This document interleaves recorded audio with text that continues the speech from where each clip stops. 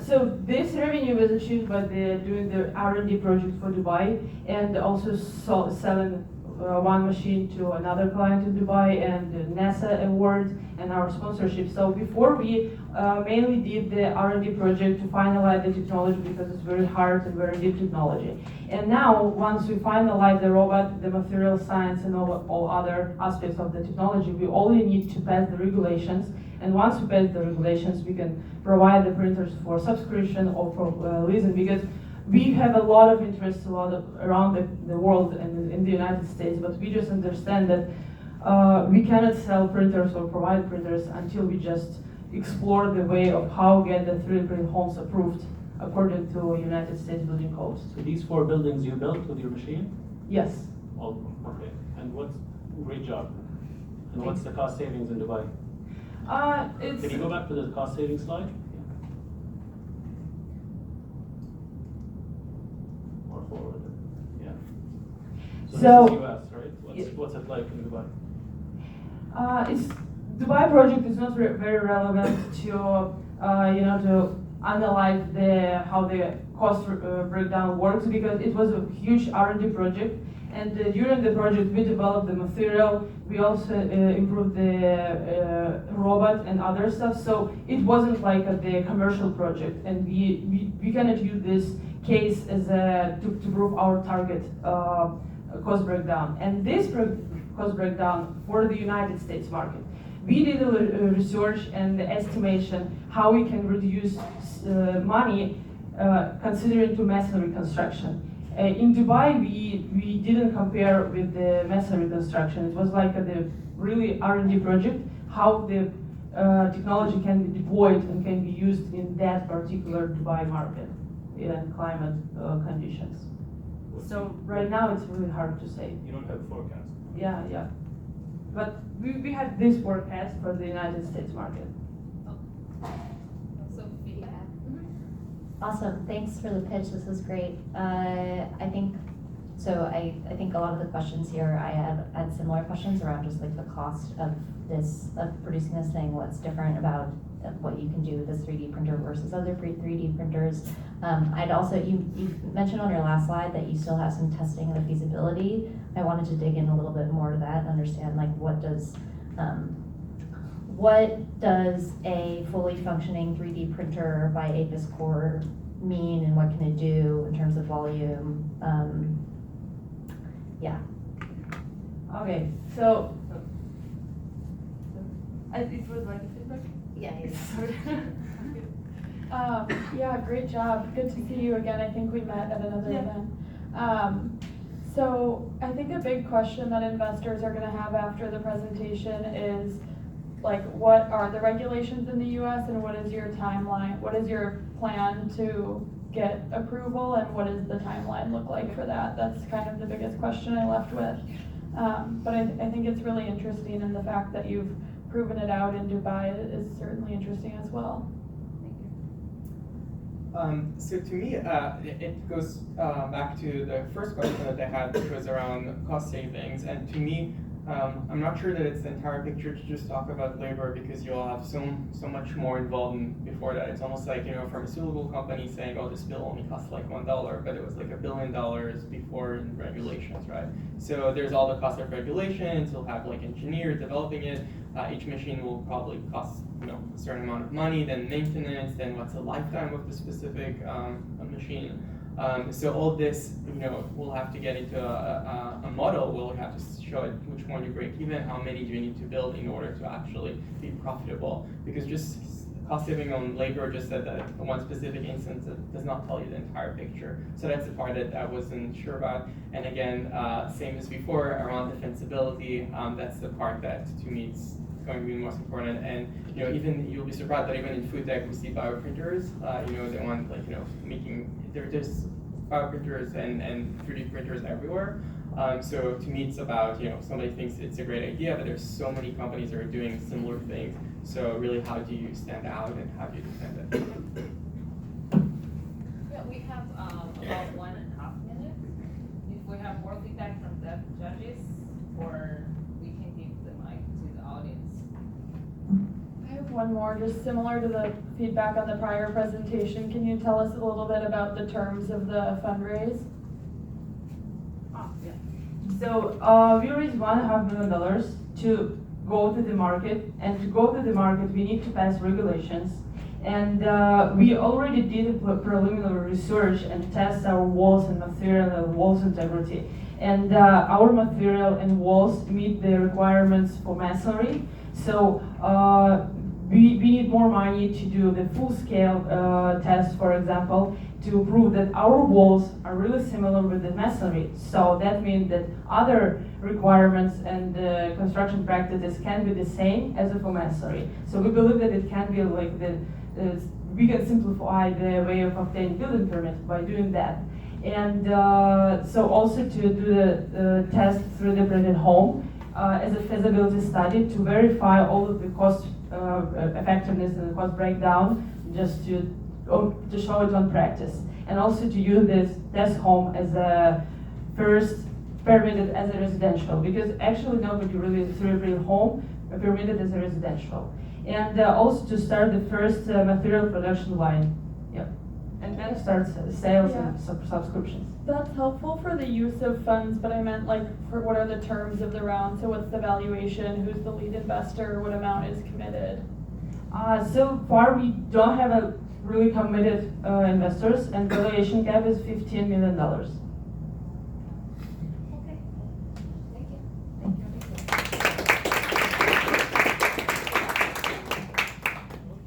Okay, so our next speech will come from Jonathan. Foreshell Technologies.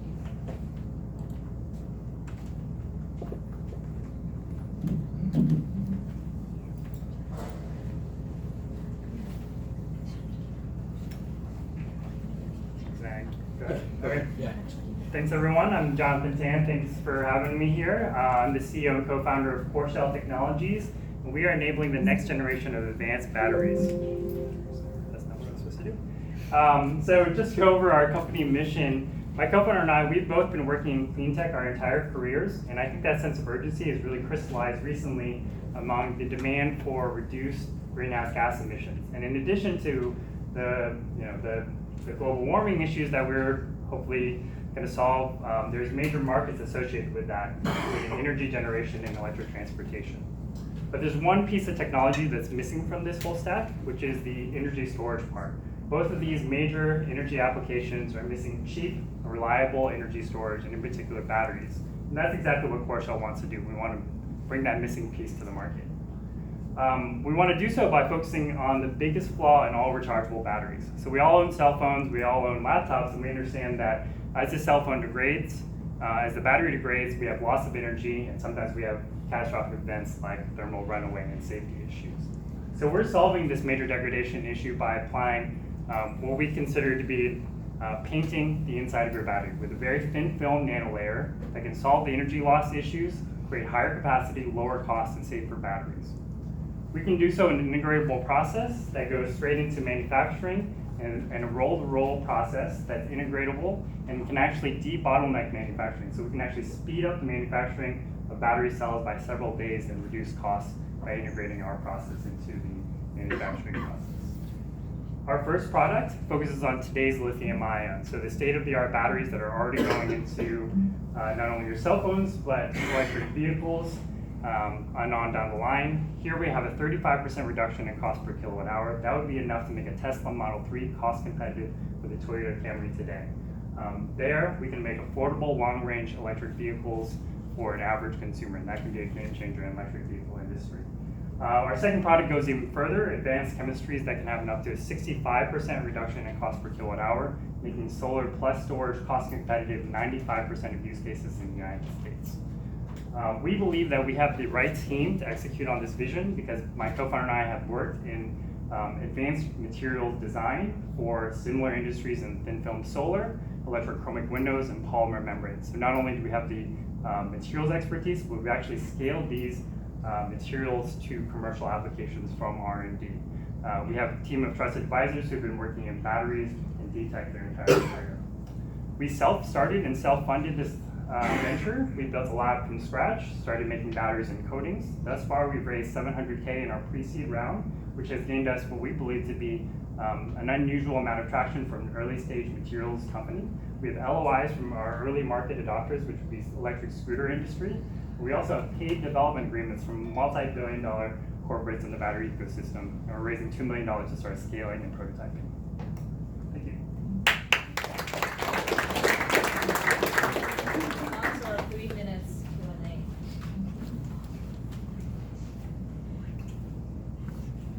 Do you see this as being a standalone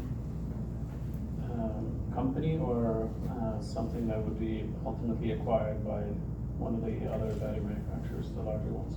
We can do both, and we want to develop value as we continue to grow. Each of these paid development agreements could eventually lead to an 8-figure licensing deal. If one of them goes further along and wants to be exclusive, for example, a BASF or a Samsung wants to be exclusive, then they can start looking into acquisitions. That's later on down the line. Thanks for your pitch. Where are you on the 2 products? Like, are they taped out? Have they been developed? And then the LOI for, I mean, I see that you're scaling and prototyping, but so I just wanted to understand the timeline of the development. And then the LOIs from the e-scooter companies, how much are they for? Like, when do you anticipate them converting into contracts? Yeah, that's a great question. So our first product is ready to scale. Our second one is probably a year behind that. But in terms of the battery industry, what you have to have is you have a view for today as well as tomorrow. So you have to have plans for developing applications as chemistries continue to adapt. There's not much time to go through in a 3-minute pitch. So in terms of development, what we've realized in the battery industry specifically is that you have to scale your product before anyone like a Samsung or BASF is really interested in supplying an 8-figure licensing deal.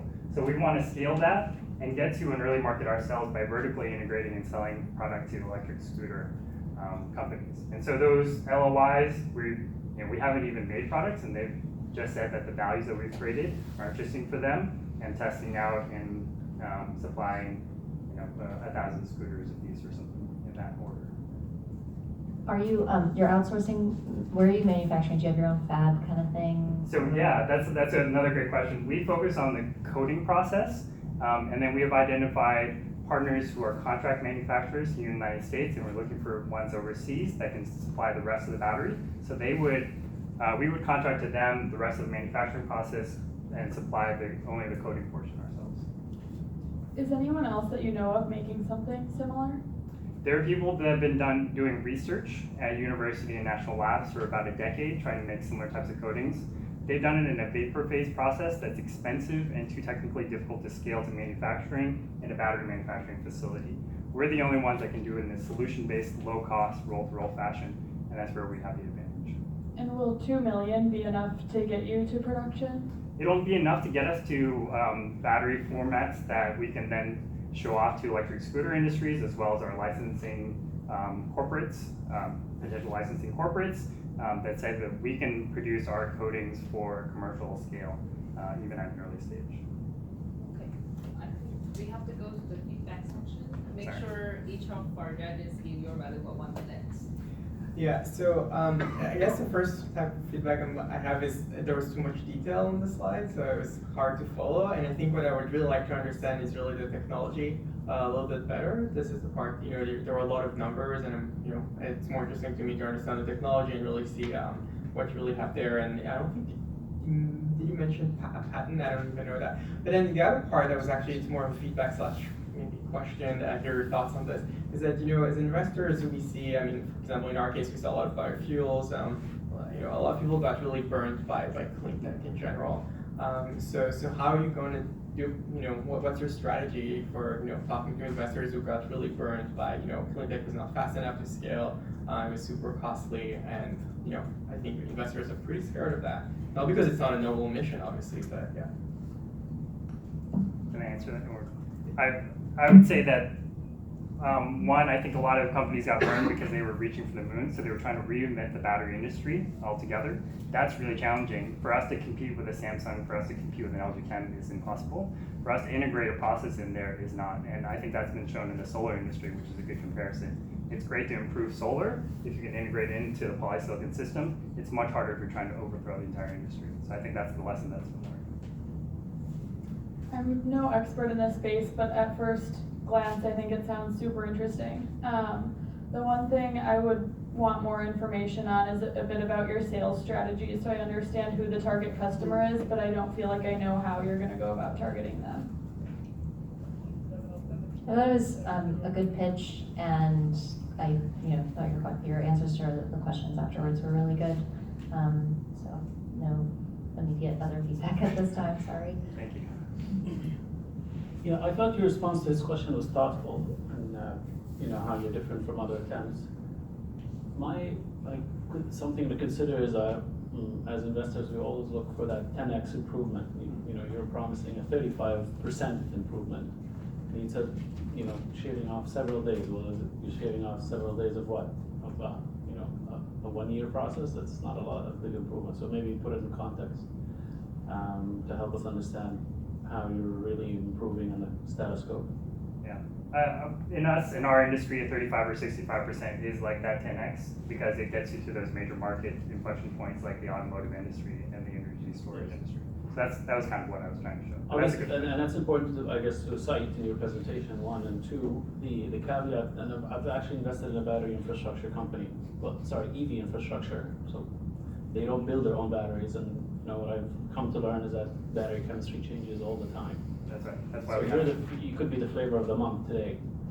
You gotta demonstrate that you'll be consistently producing the flavors of the month every, so often. Yeah, and that's exactly our goal, is to be a platform coding technology that enables further generations of chemistries from producing. So that's another way that we're integratable into this system, is that because we're focusing on a key challenge, a key technical issue, we can apply our coatings to chemistries of all different types. So that lends the question then, what's the defensibility around that coding? So you're not redesigning the chemistry, you're just providing some sort of coding around it to enable new chemistry to perform. And that's probably a good question of why, I probably could have spent a lot more time on the product side of things, the solution, but really our key capability is creating a very thin nanolayer film, so 5 to 50 nanometers, through a porous network inside of a battery. No one else has been able to show that in the liquid deposition process, and people are actually paying us just to show them that we can do this. So what's the secret sauce? Do you have a machine that does it, or you have what do you have? It's the processing and materials capability that we've learned in the thin film and polymer membrane industries. So being able to handle those materials and grow them in a very thin fashion is extremely rare. You have patents filed? We do, yes. Thank you.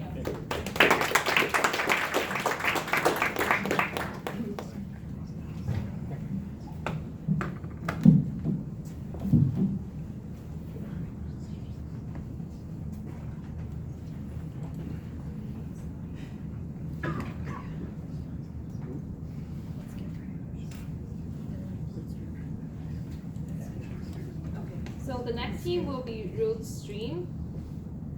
It's right there. Oh.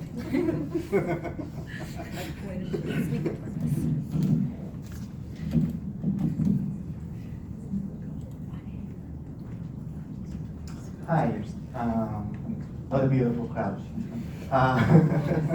So I'm co-founder and CEO of Rootstream. Rootstream is building a scalable platform for AI and video processing. And our mission is to make application developers to be comfortable to work on their AI projects and just put it in the cloud, and we take care of all the infrastructures that they need to think about. And this basically came out of a necessity, basically. All of these AR goggles, they have tiny chips, they can't really handle much information, so we needed to make a low latency middleware in the cloud to process all of that data, and we're working with Amazon to get access to their 5G network, the edge network, to bring that latency even lower. we are basically creating this platform to be very accessible to web developers who don't have that much knowledge about networking and video processing and streaming. So anyone who is basically building the next, I don't know, web-based real-time video processing can just join and then copy and paste our code. This is our platform. I'm gonna just go real quick through it. We just launched our public alpha. What we are offering is basically creating some sort of a infrastructure for anyone to Dockerize, if you're familiar with that, the application, and give it to us, and we make this infrastructure that's scalable for them to just go to market real fast without that much hassle. This is one of the applications we are offering for free. Anyone basically today can go on our platform and try it. This is an AI-based image recognition. So all they need to do is basically create an application and start just clicking on one button, start streaming. And what happens is that the secret sauce here, we take the user's camera and mount it into the server in a native way. So we abstract all of the infrastructure right there, and then we send back basically the data or the analytics back into the user application live with very low latency. So streaming is going to be around the $3.2 billion industry. We are hoping to be the go-to-market platform. Competition, the team, that's me. All right, cool. Okay. So Q&A from the judges. I don't really understand what the product is. We are a middleware for video processing. We generate analytics for any type of stream. Who's the customer? Eventec, anyone who wants to build a streaming-based application, such as Instagram, the next Instagram, basically. And what are they doing today without this? They have to spend a lot of money hiring a lot of developers. So you're taking video stream data, cleaning and organizing it for them, tagging the, like pre-labeling it, and then they can now build applications on top of. Exactly. We create the infrastructure for them so they don't have to.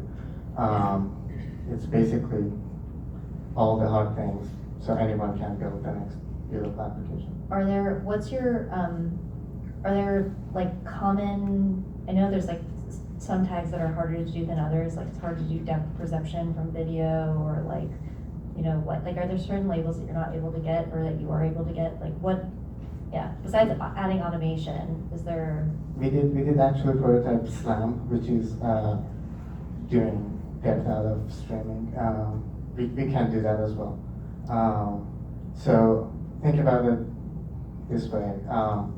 If you have a little drone with this little tiny brain and you just want to send it out there and do amazing things, the drone can just talk to our servers and then stream that data and then do the thinking up there and then get the results back in 0 seconds. I mean,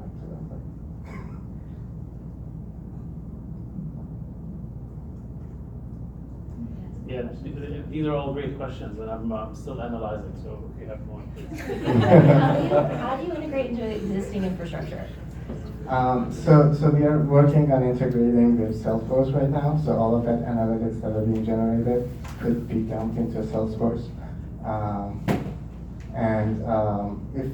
If we also have SDKs, a JavaScript SDK that they can just copy paste into their HTML application. And for any other language, they can just come talk to us, and then we'll help them. And how many developers do you have on the platform? We have two co-founders, and then we have a team. Sorry, I meant users. We've sold to Macy's and ASICS so far, and then we have some friends that are basically beta testing it. But did I see that you had a freemium approach? Like, so you're selling to engineering teams, or Yes. engineering teams are your users? Yes, our alpha program is publicly available. They can just go and try it. If they want to deploy their applications, they have to type test right now, but next year it's going to be all seamless. Okay. Now we sort of feedbacks. I'll go ahead and start. I think that the video was super distracting. Yes. So like what you just said in the last like 2 minutes of talking feedback that should be your pitch, right? Well, I mean, structure it so that you explain like what you've built and what utility it's offering to developers within organizations who require video streaming data to be able to make great things out of it. And then you can just really simplify it that way. There was a lot of content that I see that you've worked really hard to put together, no doubt that we didn't even get to because of the video. Those So- are numbers about how awesome we are.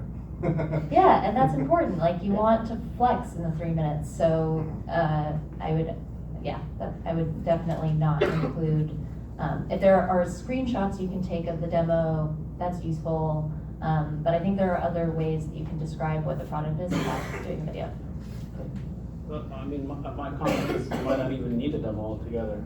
I would perhaps, and the question you were responding to is describe current situation, describe desired situation for your customers, and then tell us how you take them from current to desired. And then just tell us that there's a lot of people who fit that kind of need.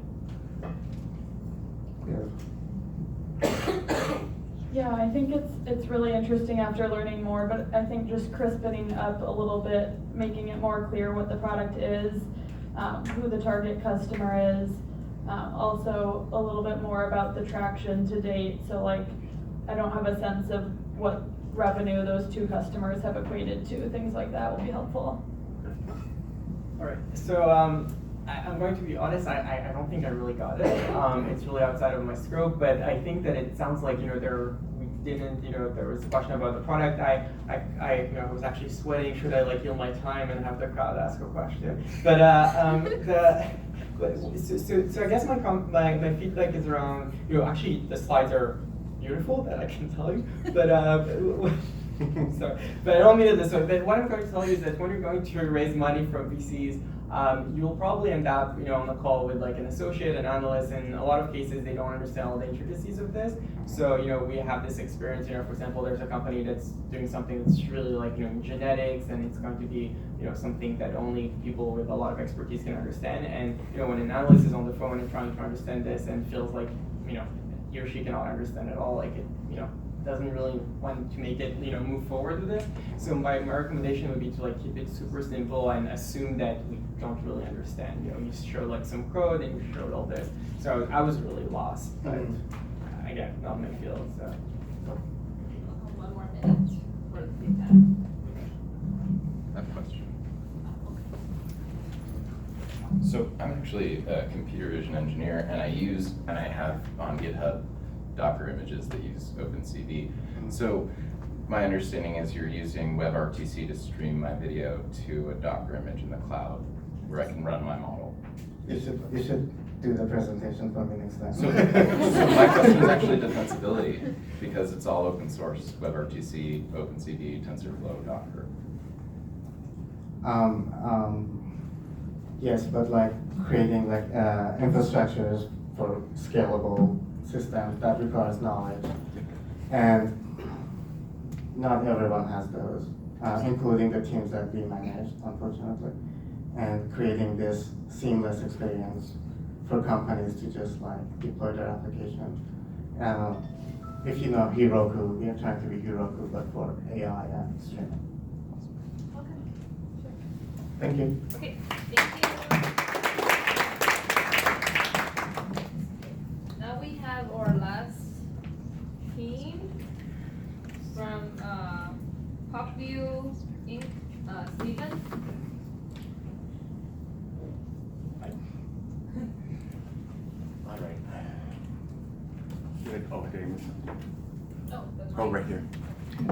I think I'm gonna get murdered here.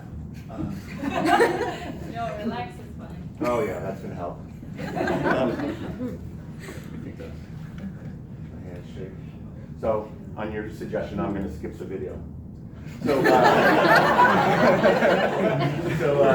PopView is a augmented reality networking app for conferences, conventions, and events.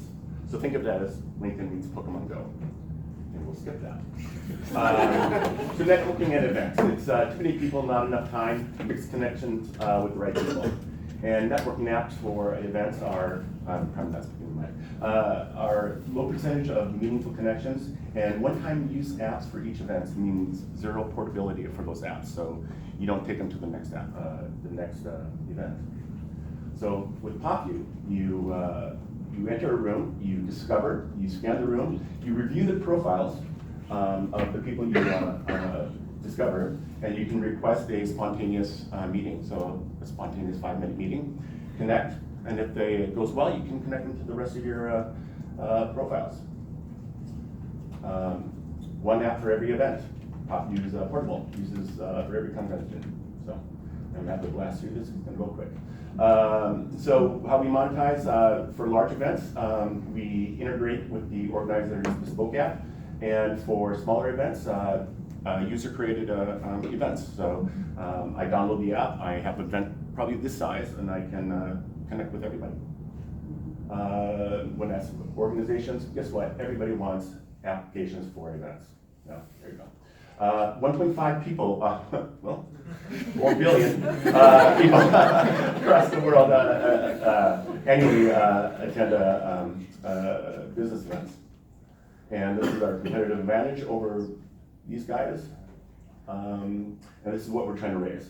So take a quick look, because I'm skipping. This is where we're at right now. We're just completed our alpha launch, so we have a working prototype that it looks great, and we're looking to raise seed capital.